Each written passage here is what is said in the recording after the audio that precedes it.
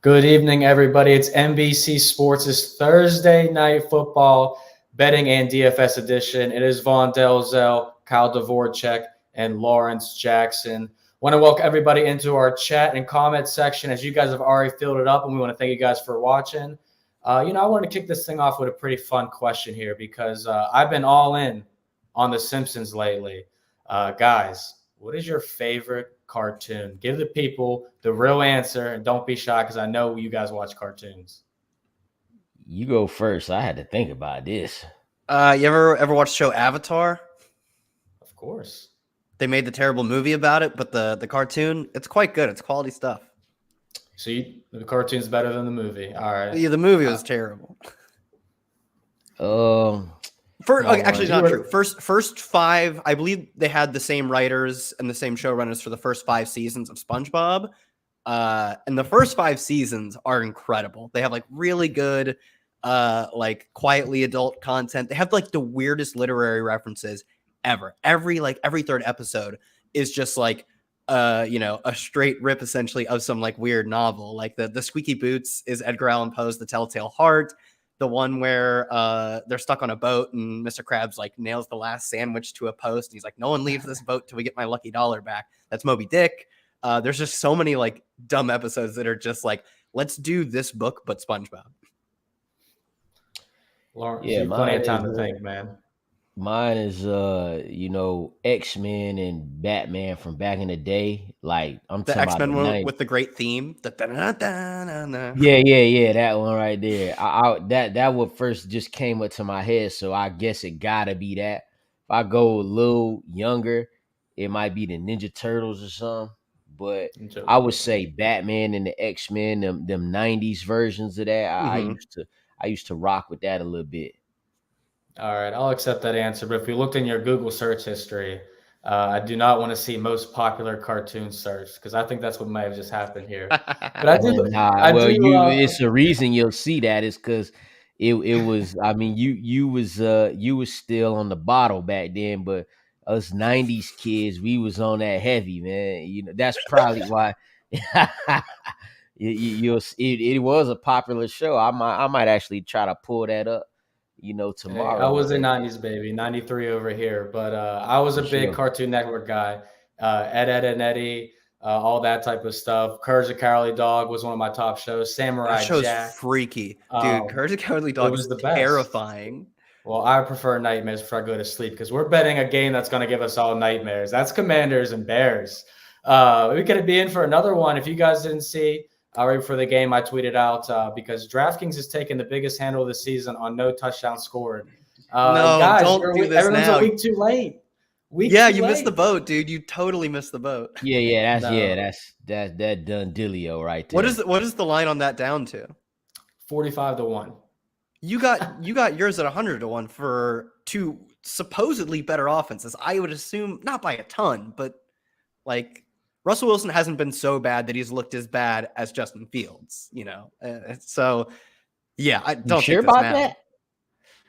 Justin Fields is pretty bad. I mean, let's talk about a fantasy perspective. Last week, Fields was quarterback 13. Yeah, Fields rushes, which is good, and it's good for the NFL too. Like rushing quarterbacks it's like the best rushing play you can run. It's just any way for your quarterback to run because they're getting like 7 yards a carry versus your running back who, when he's great, gets 5.5.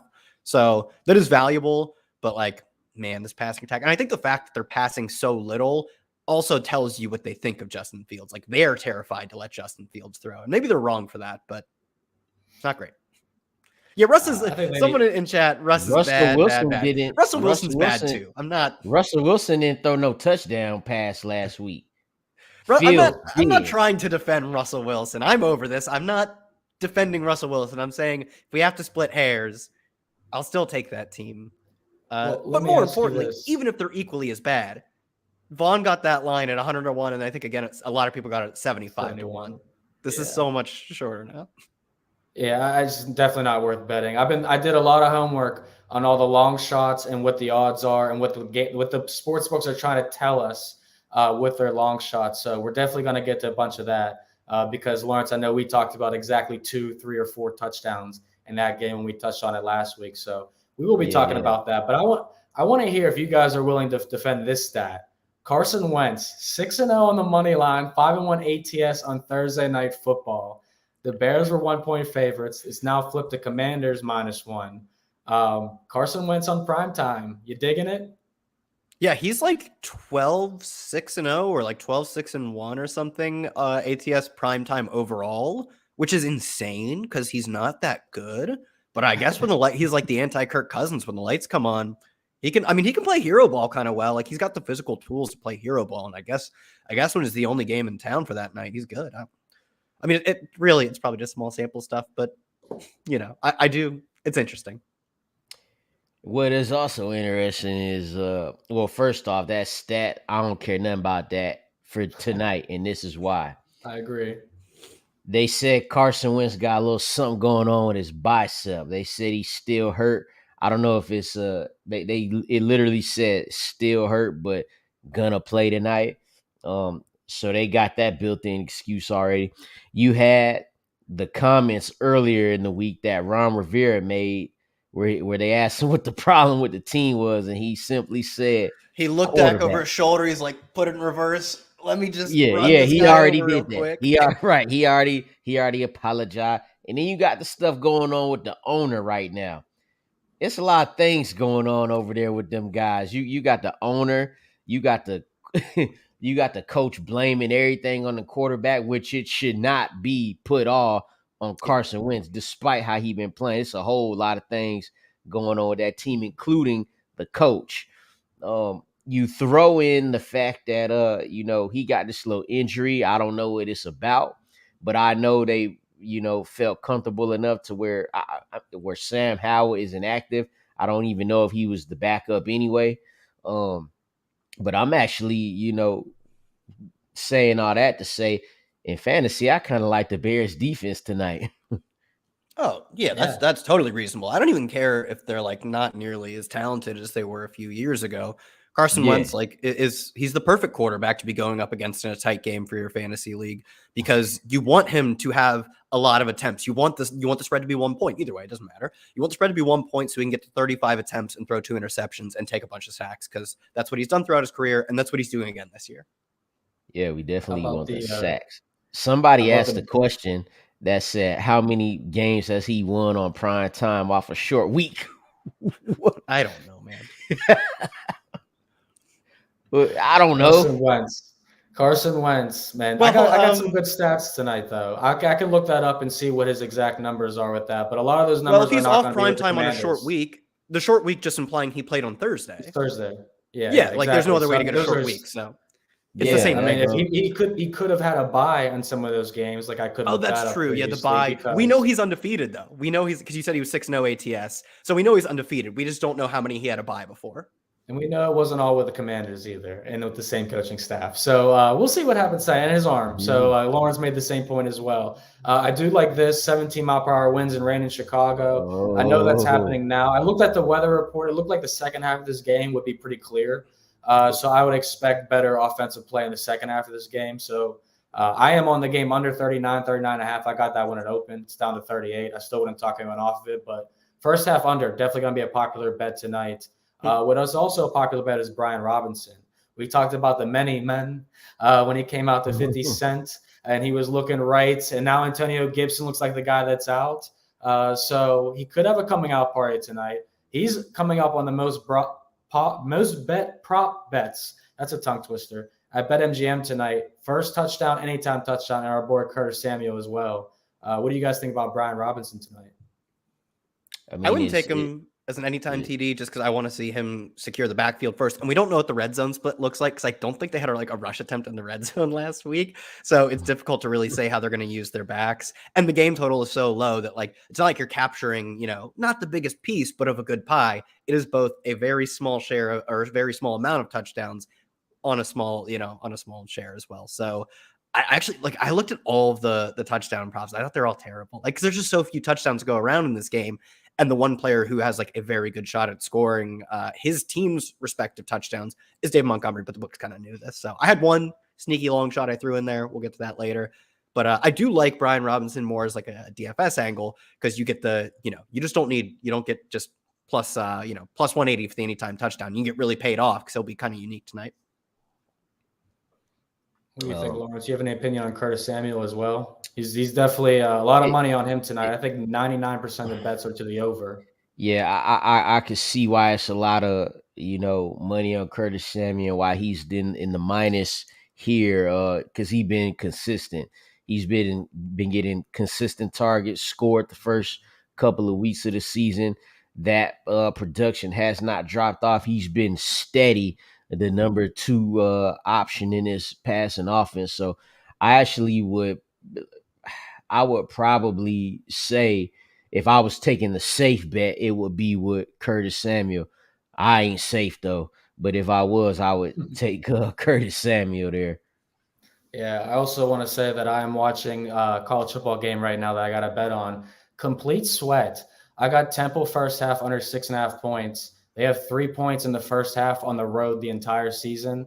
They just drove all the way down the field into the red zone, and we got the stop, baby. That's what I'm talking about. So we're off to a good start tonight already. Let's see what happens. Let's get to the chat because you guys got a lot of good questions here. And, of course, they're all about fantasy and betting. So I do want to get to this one. Shout out to Booze Lizard. B-Rob tonight over Zeke for the upside. We know what Zeke will do. Zeke has historically balled out against the Eagles, but I'm not really seeing it in this spot on Sunday Night Football. Do you guys think it's B-Rob's good enough to play tonight? So I like the matchup for Brian Robinson a hell of a lot better.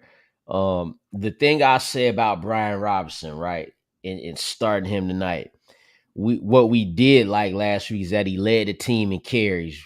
We love that. I think that you don't want to get caught too much in the story to where you just be making crazy fantasy decisions. That being said, and like you mentioned, Vaughn, Zeke has been historically good versus the Eagles.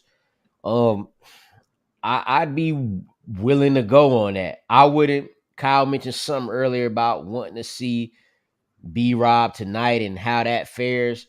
I would probably go that route. B-Rob has the upside on a better matchup, but hasn't shown in his time in the preseason or last week that he gonna get anything in the passing game. I want to see a little bit of that first. We know Zeke could do that. It's few and far between, but we know he could do that. More established, I would lean Zeke here. Don't let the story get you caught up. We all want to see something out of Brian Robinson. We all want to see him do good, and you definitely should have him on your roster.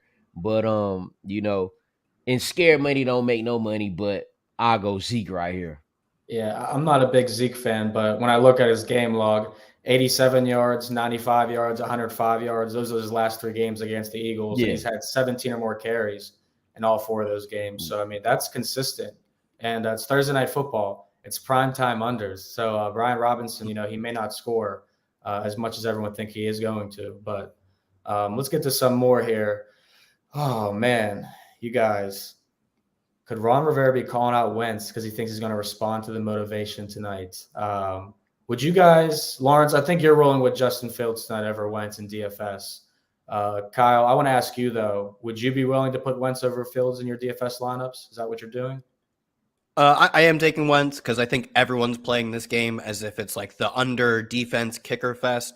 Whereas, at least we've seen that Carson Wentz, I think he's hit 300 yards in 3 of 5 games this year.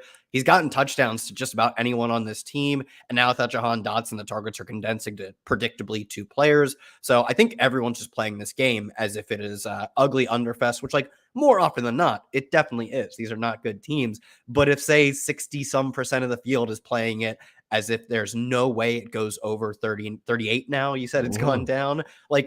It should almost be exactly 50-50 that it goes over 38 and a half. And I don't think the field's going to treat it that way. So I am actually doing a lot of Carson Wentz heavy teams. It's not because I think he's good. I certainly don't maybe Rivera called him out to motivate him. I just think Rivera thinks he's not good. And he's not wrong.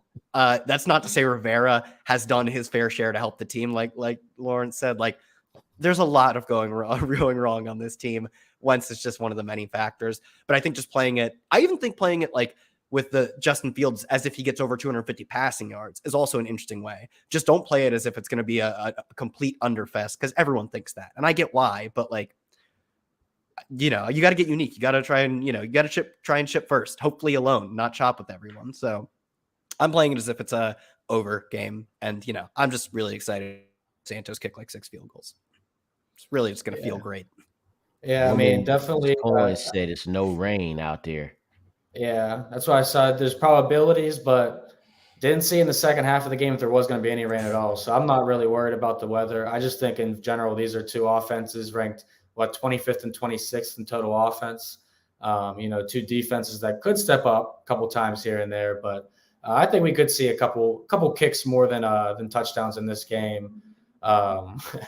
We got the Bears fans in here.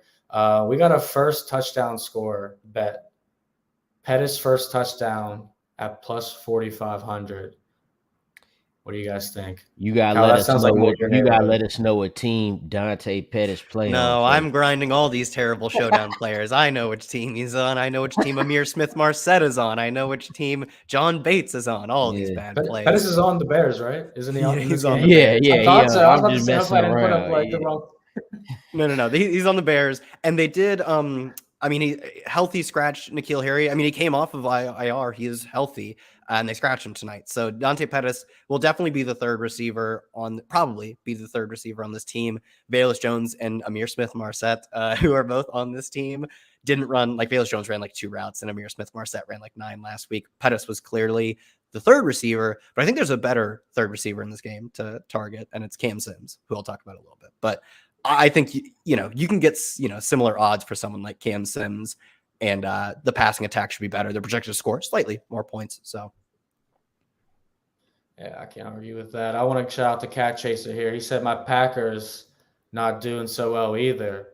Did you guys know about the Packers coming off a money line loss? Have I ever shared the stat with you, Lawrence or Kyle? No. Go ahead with it. Oh, it's a great one, my guys. So you can go all the way back to 2018, 2019.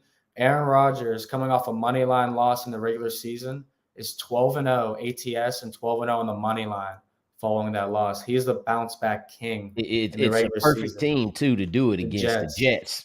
Now, here's the factor. So, I got to play devil's advocate with you guys. So, Cat, while I am betting the Packers, I already bet them at the 7.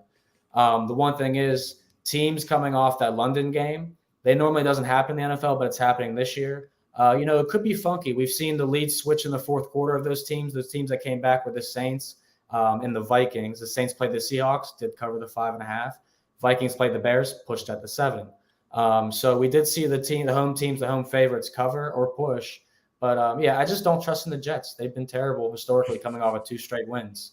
Hype's real right now for them, beating the Steelers without TJ Watt and the Dolphins with Skylar Thompson. Right. There you go. Give me the pack. Let's go to Curtis Samuel talk. He hasn't been getting rushing touches like he was to start the season. I do agree with that. I think this is a game that they're going to get a little creative because Carson Wentz's shoulder. Any opinions on Dimey Brown? I hope I'm saying his name correctly. But again, Kyle, that sounds like a question for you. Yeah, Diami Brown had was it 2 long touchdowns? He got like over 100 yards on 2 catches, very 3 Gabe targets. Davis-like. It was a beautiful tribute to Gabe Davis, despite him not probably, I assume he wasn't checking his phone, knowing what was going on with Gabe Davis at the time. But they actually had Cam Sims run far more routes than Diami Brown. Maybe they saw what Brown was doing, and that changes this week. But all the data we have last week says it was clearly Cam Sims as their third receiver. And that's true going out like throughout Cam Sims' time in Washington. Whenever they get banged up or their receiving depth is just pretty poor, they've been comfortable enough using him as their third receiver. I believe Diami Brown came into this game with an injury. He's active, but he is banged up right now. So it probably is a player they want to limit his touches. So I'm on team Cam Sims over Brown specifically. I'd like to touch on that. He's asking, we got a question from the tool here. What's the guy named wearing the hat? That is our local legend, Lawrence Jackson. Lord, don't lose. Make sure you follow. It depends who you are. What my name is. It depends who you are. So yes, sir. We'll you got some breaking news too, right? You had a big tweet go out today because something's going on with Matthew Berry's show. You might as well share that to the people. Well, it's the wrong date, but we're gonna push it back. So more to come to that soon. But I will be like have a regular spot on Fantasy Football Happy Hour. with Matthew Berry. But yeah, we just gotta switch the date up. So I can't we wait to got see that you, my going on. brother. Yeah, you crush it when you were on, and we always look forward to watching you. So yeah, get that weekly appearance. Kyle, me and you, we got some work to do, my friend. Come on, we got to pick it up. So let's get some more advice out there. PPR running back, AJ Dillon, Kareem Hunt, Brian Robinson. I like AJ Dillon in this spot. What about you guys? I'm going Kareem Hunt. They're kind of playing, you could call it the same role for different teams. Frankly, the Browns have been a better team specifically on the ground. Pat Green shared this with me, and it blew my mind. Just looking at their rushing EPA per play, they are, if you compare it to passing attacks, they would be the fifth best passing attack. There are only 4 teams that are passing the football. In the year of our Lord 2022, where passing has never been easier, the Browns are running the football as good as almost any team passing, like better than the Chargers, better than the Bucks. And that comes from both their running backs, not just Nick Chubb. They face a Pats defense, I believe, this week that's one of the worst in rush EPA allowed. They're just going to get to do exactly what they want to, which is efficiently grind out both of their running backs. So I'm taking Hunt because I think he plays like a similar enough role to Dillon, but he's been really heavily used in red zone, more than Nick Chubb, in fact, which is almost shocking. He's at least used more as a pass catcher. Dillon's been good as a pass catcher, but Hunt gets used more, and it looks like a great spot for them. So I think Dillon makes sense. I don't think it's a bad play. I'd have taken him over Brian Robinson, but Hunt's just in a spot where both their running backs should smash this week. What do you got, Lawrence? Yeah, I mean, like he says about Dillon, I don't think it's a bad play. I don't think it's a bad play for Hunt either. I would just say for Dillon, he got the better matchup. Packers 7.5 point favorites there. You can see the game script going their way. Coming into week 5, he was averaging 14 carries a game. He had 6 for 34 in week 5. I don't know why that went down, but it did. So like I say, all I know is it wouldn't be Brian Robinson. You know what I'm saying? So if you take Kareem Hunt, definitely not mad at that. If the game goes how you think it's going to go with the Packers, A.J. Dillon will be a nice play right there. Yeah, we got varying opinions tonight on Brian Robinson. Like we said, it's the public opinion. We all want him to do well tonight. We all want him to take over that backfield. But really, only time will tell. And it's still a short week for a guy who hasn't played a lot, and he just played in the previous game too. So we have to keep that in mind with playing Brian Robinson tonight. We got a good question here from Brian Hamilton. Any chance Fields goes off tonight, goes over his passing yardage prop? We all know 2 weeks ago, Justin Fields had the second lowest passing prop of all time. Yeah. What was lower than his? There was I don't remember the guy's name because I was born too late. It was probably Kendall Hinton. Yeah, if they had no, something like that though. But he didn't start though. He didn't start that game. Kendall Hinton. Did he not start? Are you sure he didn't start? I don't think he did. I think he did because they had a bunch. It was like a COVID week, and they had none of their quarterbacks. Bad. Yeah, all 3 of them was out. So I think he actually probably did get credited with the start. And that would have. Did you get a field goal in your game? We got a touchdown, and the extra point was like that. It was like almost a Bengals situation. We don't want any of that. We don't want a 60-year-old referee looking up in the air and not knowing if it went in or not. We don't want that. If they did, I don't even know if they had lines for Kendall Hinton. That's like he's a starting quarterback, but it's like the most obscure, hard thing to model that maybe they didn't put lines out. But technically of all starting quarterbacks, at least if you just do regular math projections, he had to have had the lowest projection since the 60s. Yeah. To answer Brian Hamilton's question, there's 100% chance he goes off. In fact, there's another alternate bet I like for his passing yards. His over under tonight is at 169.5. He's went over in that the past 2 games. In fact, he had his first 200-yard passing game last week. He's thrown the ball over 20 times for 2 weeks in a row. He didn't do that the first 3 weeks. And then when you put together the fact that his over under for rushing tonight is 42.5, he surpassed that the past 3 weeks. So when you get all that together, he could be in line for a total yardage night of around 250 there. Couple of touchdowns in that. I like that play a lot there. So is your prop the one you're going to give out? Is it passing or total yards? So I'm going to do the pass. I have a passing one and an alternate passing because I'm definitely going to go over on 169. I'm definitely going to go over 169.5 passing yards. Like I said, he did it 2 weeks in a row. I mean, they did it against the Vikings last week on the road. We don't think that the Commanders are a better team than the Vikings. And really right now, you're dealing with two teams that have defenses ranked 18th, the Commanders, and the 22nd defense, the Bears. That's why I'm kind of liking this over a little bit. It ain't popular. People looking at them offenses, they got that game in their mind from last week of, what they perceive to be better offenses. So that perception has, made its way to this game. So it's like under. But you got to realize we not dealing with defenses like the Broncos Not at all. and the Colts at all. So, like Kyle said earlier, Carson Wentz could put something together, 300 yards in 3 of his 5 games. We had Fields who would have had 100 yards rushing last week if not for the 52-yard touchdown run caught. It could be something. It could be something in this game. It ain't going to be 12-9. I know that. I don't like what you're saying here, obviously, because I'm on the under, but I do understand what you're saying tricky, about all this. Yeah, because I mean, you always got to look at two sides, to everything and have the devil's advocate, like I said. But yeah, Thursday Night Football, it's almost an automatic bet for me, honestly, almost every Thursday. As I say all that, come. Yeah, 15-4 run. But honestly, but the ones that do go over, they barely go over. And that's why we see the lines initially when they come out, they drop right away. Like 40.5 was the opening line, 39.5 at most places, come down to 38, 37.5. So, it's not shocking that it moves, but it's just the sharp play every Thursday. You know what I was looking at too? I'm looking at each team's, point total output in the last couple of games, and I'm seeing the Commanders 10-17, and I'm just like, all right, but who do they play against? So I do know that they can at least score 14 points. They're capable of that. The Bears just scored 22 on the Vikings.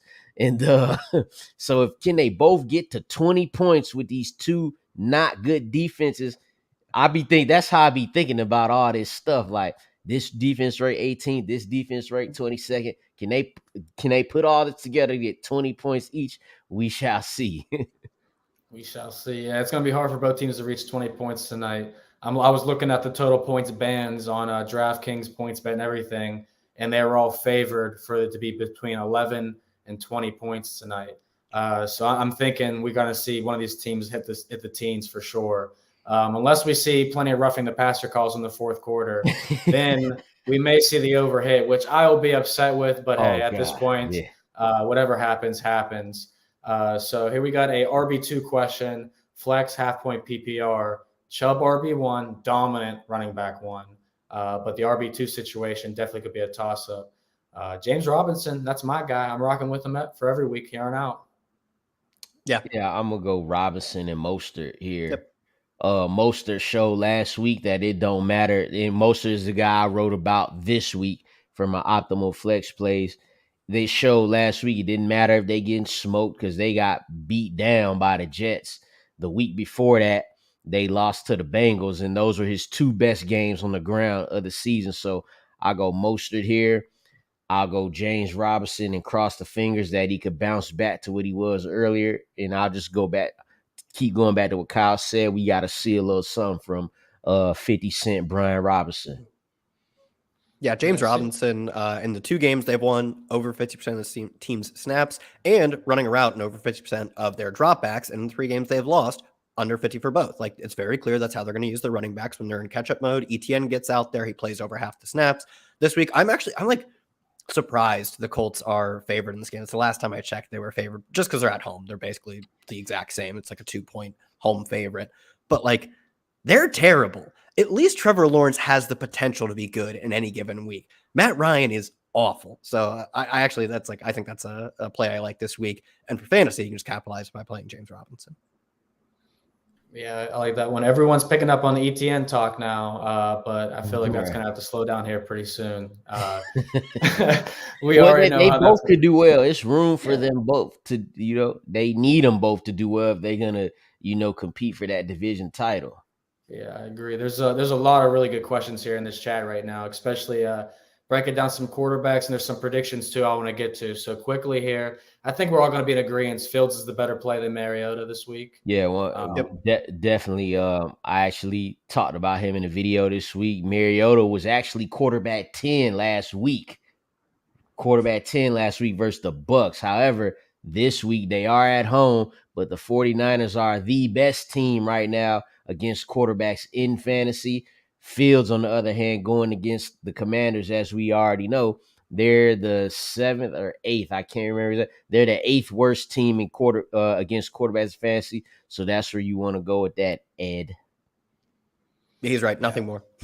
You're just right. Sometimes you're right. We got a prediction, Scary Terry breakout night. Let's go. I actually think he could be in a same game parlay for us tonight if we're trying to run one back. I was thinking a 40-plus receiving yards option was the way to go for Scary Terry. Dalton Schultz, is he droppable? I don't think so. What do you guys think? I'm honestly fine with dropping him. He has Evan Ingram. I also have Evan Ingram on a 12-team league, and he hasn't been the worst thing, to be honest. Yeah, Evan Ingram's fine. He saw like 11 targets last week. He's been able to get targets this year, and that's something we haven't even been able to say for Dalton Schultz. And Dalton Schultz is dealing with the PCL thing again. He tweaked it in the last game and left. And at this point, you're obviously not starting him this week. If he has to go out and score twice for me to start him the next week. And most teams, you just don't need to be holding 2 tight ends unless one, for some odd reason, has some unprecedented ceiling. I kind of like holding Greg Dulcich, hoping he comes back and is actually productive in place of Albert O doing nothing, and that'd be good for the offense, I hope. Or Taysom Hill. I'm not sure you're starting Taysom Hill this week, but he's definitely a player I like to be stashing. Schultz doesn't have some sort of untapped upside, in my opinion, so I'm not keeping 2 tight ends in most leagues. Yeah. I mean, any tight end droppable except Mark Andrews and Travis Kelce. There are 12 different players who can be ranked I'm as about to the drop Kyle Pitts. So don't do it. Just drop. Wait on it. Carson Wentz, I can't over 1.5 do it. passing touchdowns, plus 150 odds. Might rather take Scary Terry to be on the receiving end of that if it's better odds, to be honest. I'll let you. I agree. I'd like taking that more. Yeah, I probably wouldn't take over 1.5 just because this game total. It's not terrible. I think it's probably a fair line. Yeah, we got 2 here. PPR, wide receiver flex positions. McLaurin's in there. ETN, Zeke, Rondell Moore, Tyler Lockett. Tyler Lockett's been an awesome surprise this year for my fantasy team. So much that I just traded CeeDee Lamb with confidence. I did pull a J.K. Dobbins deal because I have D-Hop coming back next week. So I feel like my team is definitely loaded because Damian Pierce was on a bye. So Dobbins is my replacement this week. Just wanted to brag a little bit. But I do like Lockett here in this position a little bit. How do you guys feel? Lockett's been balling out, man. But it's hard though because he only need 2 players. And I would want to play. Actually, no, I would play Lockett and Terry. Me too. Yeah, Scary Terry. Yeah, definitely. I feel like I'm watching the wrong football game right now. What I'm seeing from the Temple Owls is truly incredible. I don't believe what I'm seeing right now. But it's okay. It's okay. You'll see something truly incredible tonight from Justin Fields. Don't you worry. Fields. Get to your. Let's talk about your prediction here. Let's do a couple plays, some long shots, and get back to the chat because you got plus 575. That's your long shot tonight. Yeah. Give me Justin Fields 250. It's crazy that this is a long shot for an NFL quarterback. But give me my boy Justin Fields at 250 plus pass yards at plus 575. This is why you see the passing yardage improvements every week. And if you keep going on that pattern, 174, 208, well, 250, not quite yet the next number on that pattern, but it's damn close. So I'll go with it. Oh, the Washington Commanders are also missing William Jackson, the cornerback. Even though he began toasted anyway, I'm still, factoring that into these here bets. Also, Justin Fields and Darnell Mooney have connected 2 weeks in a row on big plays. Week 4, they had the 56-yarder against the Giants. Last week against the Vikings, they had a 39-yarder. So I'm rolling that all up into one. And damn it, I'm going with Fields right here. This a good bet, actually.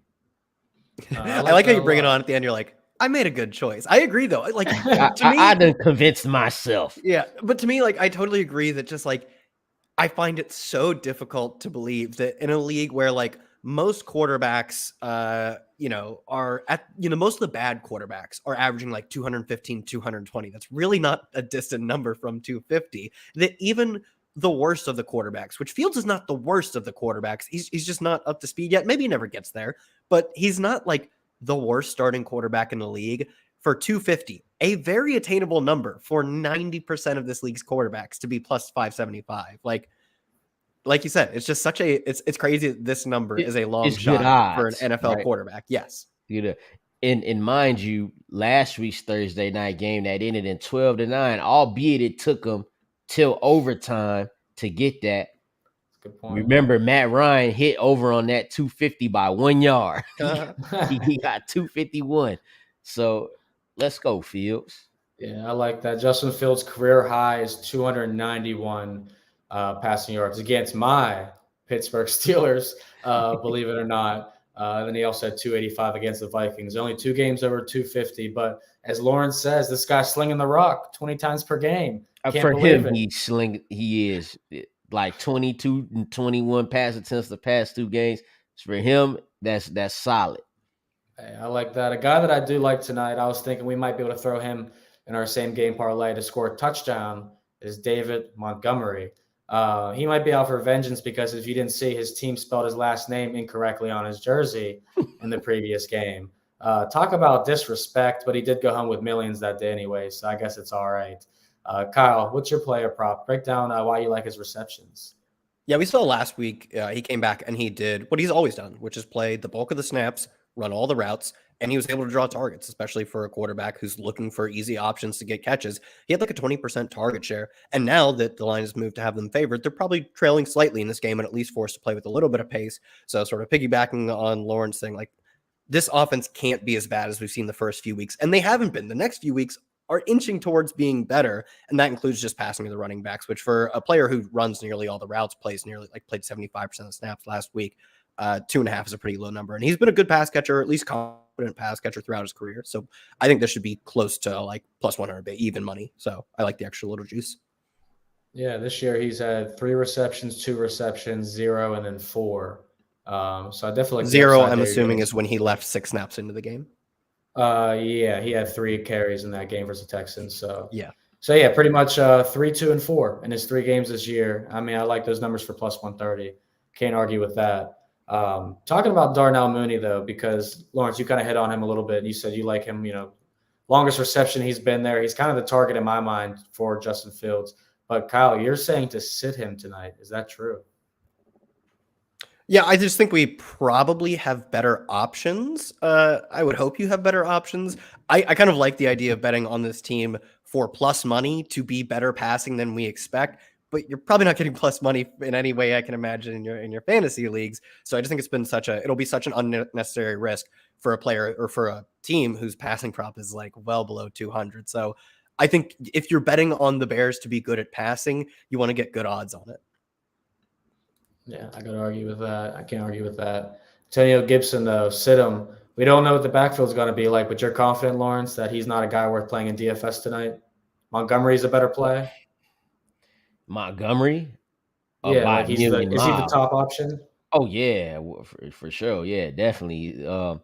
I'd almost rather go, if it was DFS, I'd almost rather go J.D. McKissick. He's still involved.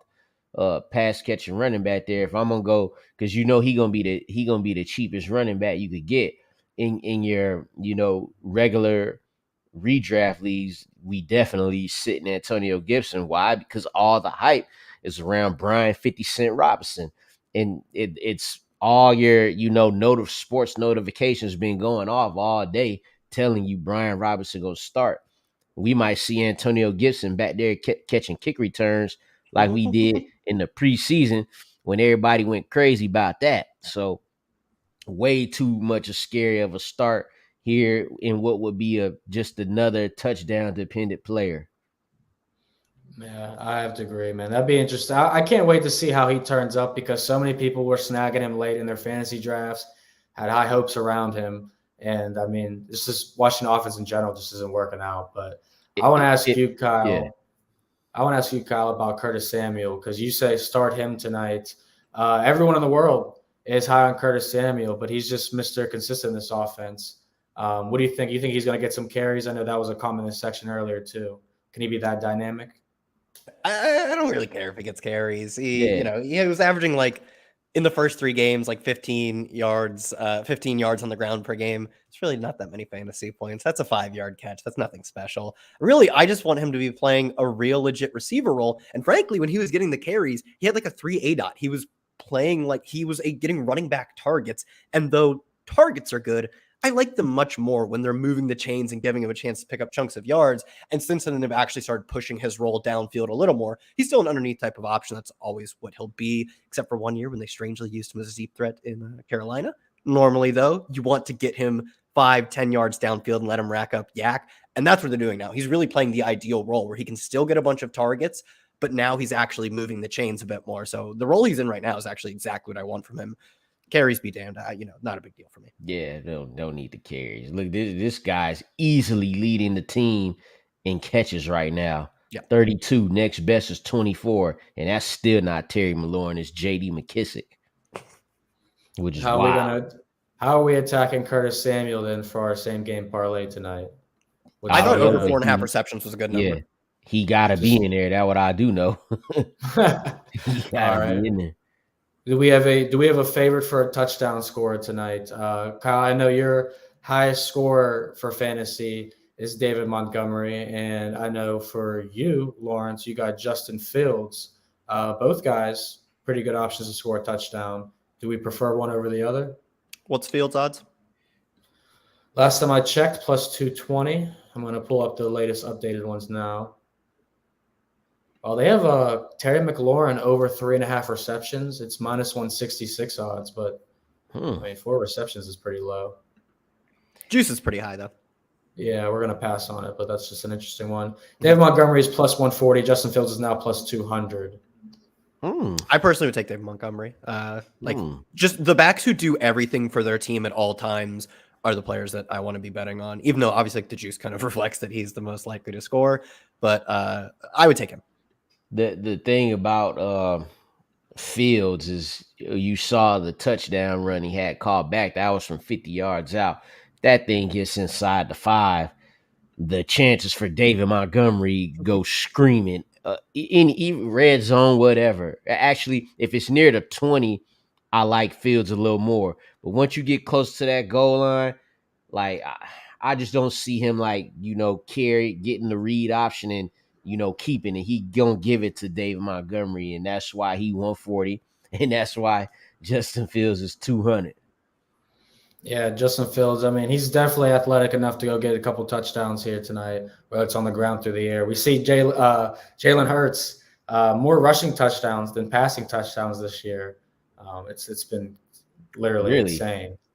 Dude, Jalen Hurts has been the wildest red zone usage we've ever seen from a quarterback. I mean, literally, he's on pace. So last year, Jonathan Taylor saw, I think it was 87 red zone carries. That was the most of any player since the year 2000. Jalen Hurts is on pace for 82. Like, he will be the most used red zone running back in the past 25 years. Fourth most, what it will probably end up being, and he's a quarterback. He's also on pace, getting 1 carry per week at the 1 yard line, to tie LeGarrette Blount's record of carries on the 1 yard line in a season. I've got it. I didn't check the year. I don't need to check it. I assume it was the year he scored like 17 rushing touchdowns for the Pats. Dude, Jalen Hurts has got 4 touchdown passes. How many rushing touchdowns he got? I'm pretty sure he has 6, dude. I think he has 6. It's wild that Jalen Hurts, they're 5-0, and he got 4 touchdown passes and 2 picks. And then you got the Giants, who are 4-1. Daniel Jones has 3 touchdown passes and 2 interceptions. He only got 2 rushes, but that's Daniel Jones is wild. Jalen Hurts, I expect the distribution's a little goofy. It's different. It's different. Yeah, they're different. It's definitely different because Jalen Hurts has over 1,300 passing yards. Yeah, Daniel Jones got like 800. So it's definitely a little different. But yeah. So far, we won't finalize this at this moment, but I do have 5 plays we talked about in the same game parlay. Justin Fields over 168.5 passing yards. Terry McLaurin, 40-plus receiving yards. Darnell Mooney, 40-plus receiving yards. David Montgomery in touchdown. And because we couldn't do Curtis Samuel over receptions for some reason, I threw in 40-plus receiving yards for him as well. That was plus 1287. That's going to be tough. That's a lot to happen, though. So we might have to cut something. For Samuel, and sounds like you should have just bet the over. Yeah, well, that's what it sounded. This is a hedge. 40 yards isn't asking for much from any of these guys. Yeah, 40 yards Darnell Mooney, man, that's gonna be tough. Because look, the past 2 games, all like let's see, week 5 he had 52 yards, but he had a 39-yard catch. Week 4 he had 94 yards, but he had a 56-yard catch. He ain't catching a lot of passes. Hey, the good news is you are not dead until the last whistle. As long as they're still throwing the football, you're like, where's my Darnell Mooney 50-yarder? Watch it be Pettis. Oh God. Oh, that'd be sickening. But we might have to circle on some Pettis tonight, just because I did not expect him to be in this conversation or be in our chat.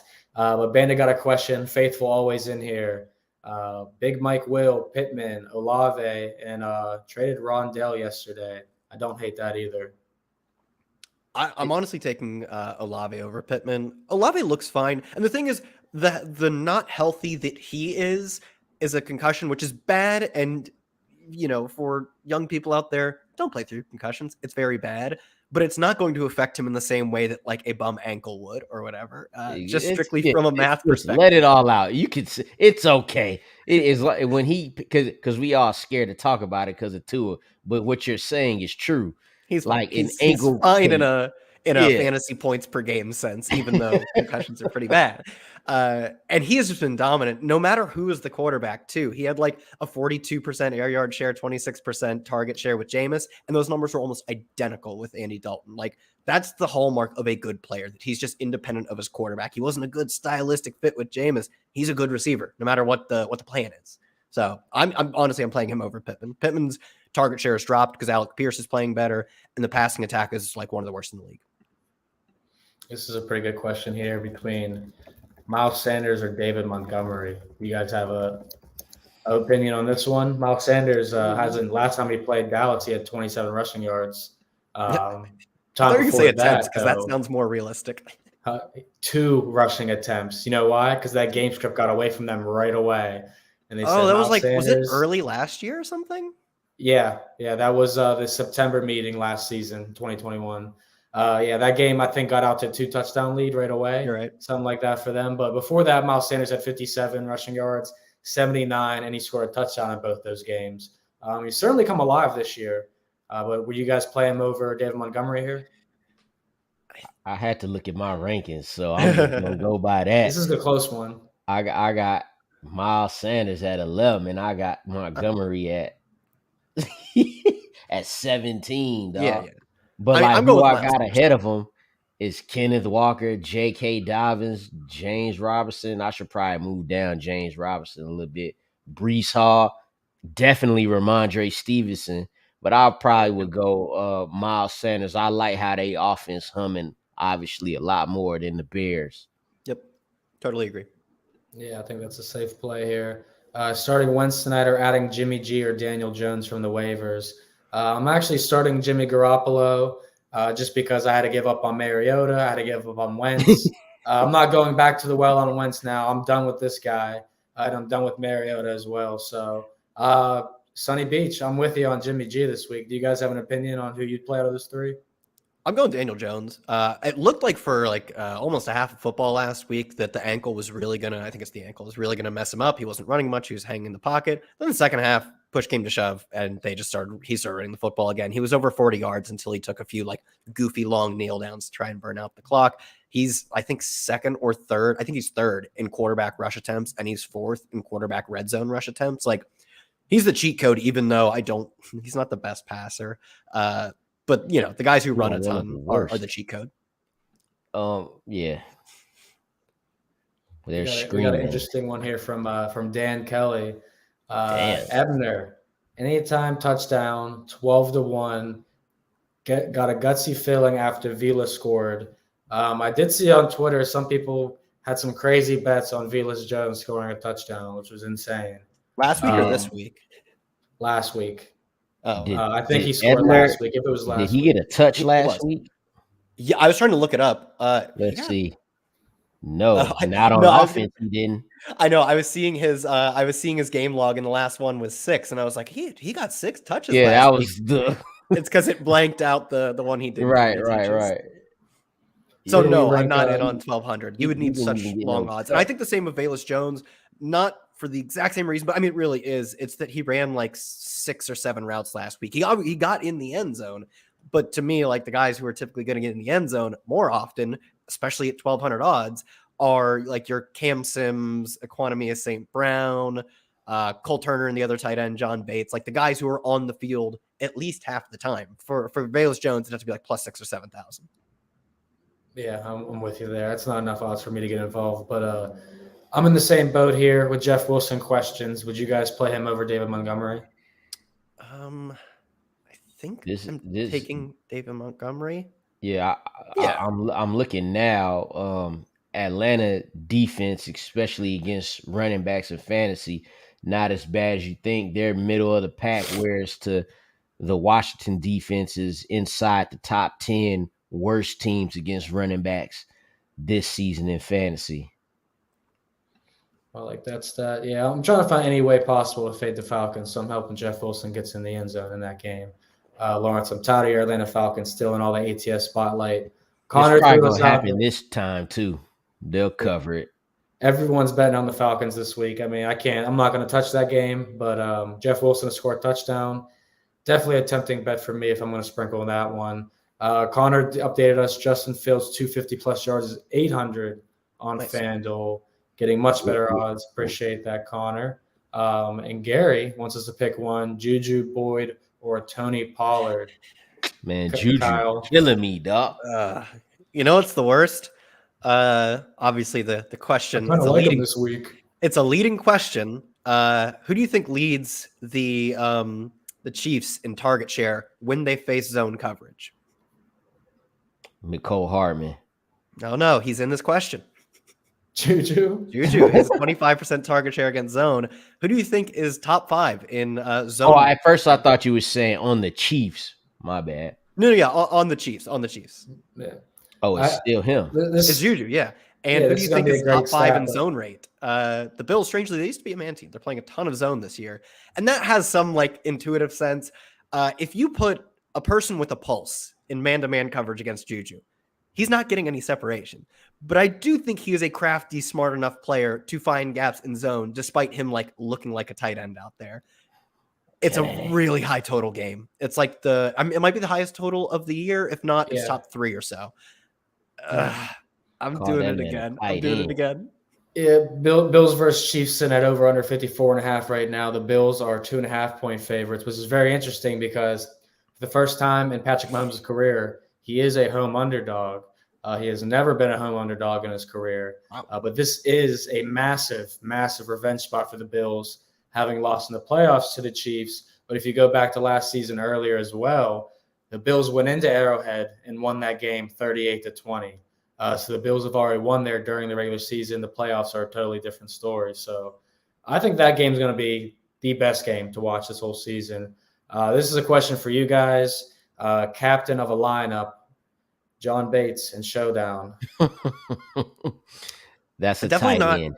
Captain. I really like. Glad I've been teed up for a bad tight end play. The other tight end, Cole Turner, because they almost split snaps 50-50. And that's something they haven't done in the past year. It was last year. Whenever all their tight ends got hurt, all the Commanders did was play at the time. They called him the football team, if you remember back then. All they did was let someone else pretend to be Logan Thomas. It was Ricky Seals-Jones, and then it was Bates.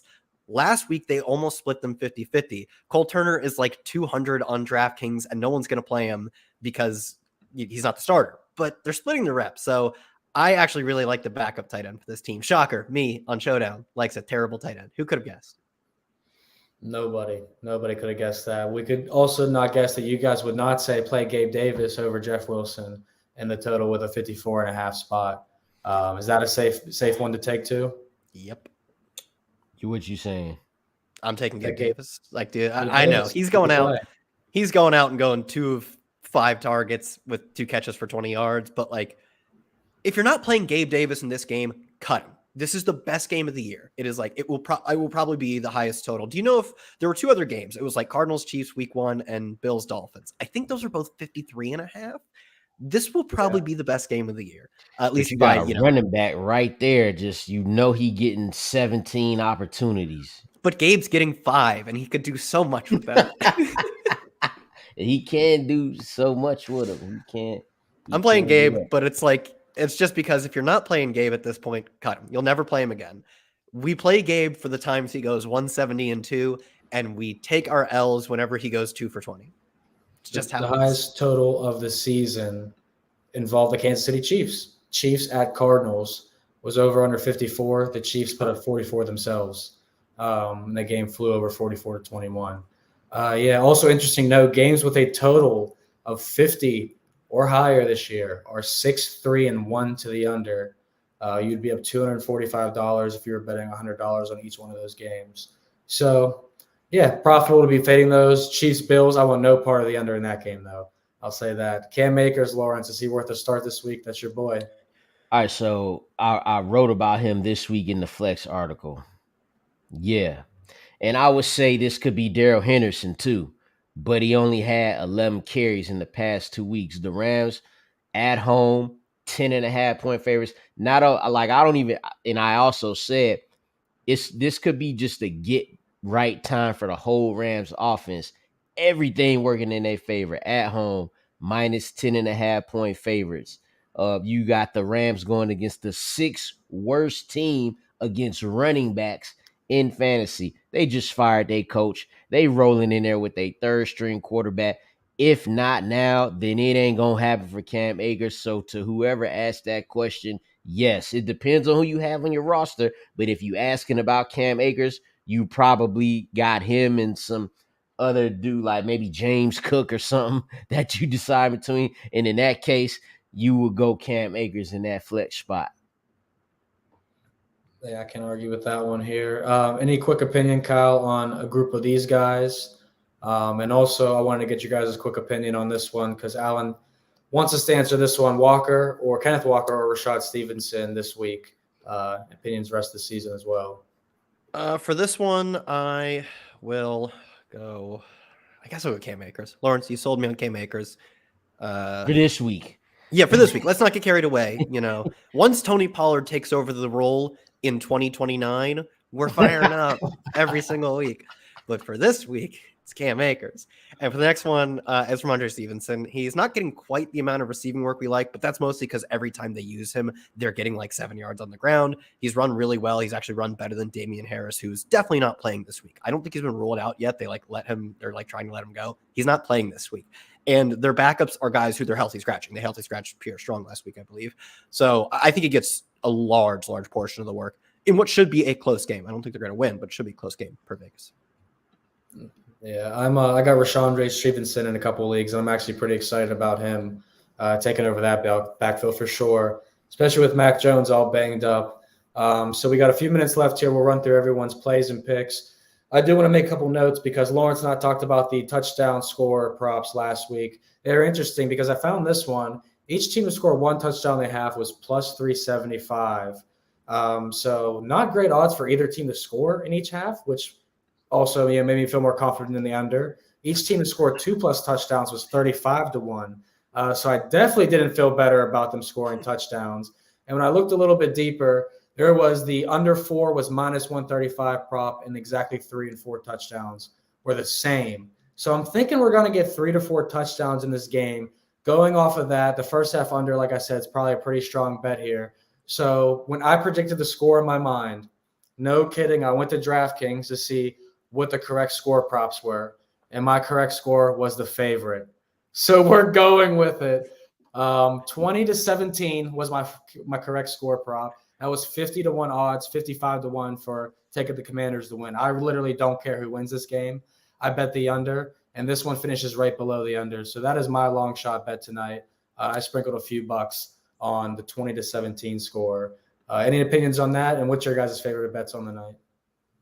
I think that's a good little bet. When you said 3 to 4 touchdowns, this immediately went to my head. All right, boom. Each team 14 points. Each team a field goal. Mm-hmm. Yep. That's what I was 38. thinking.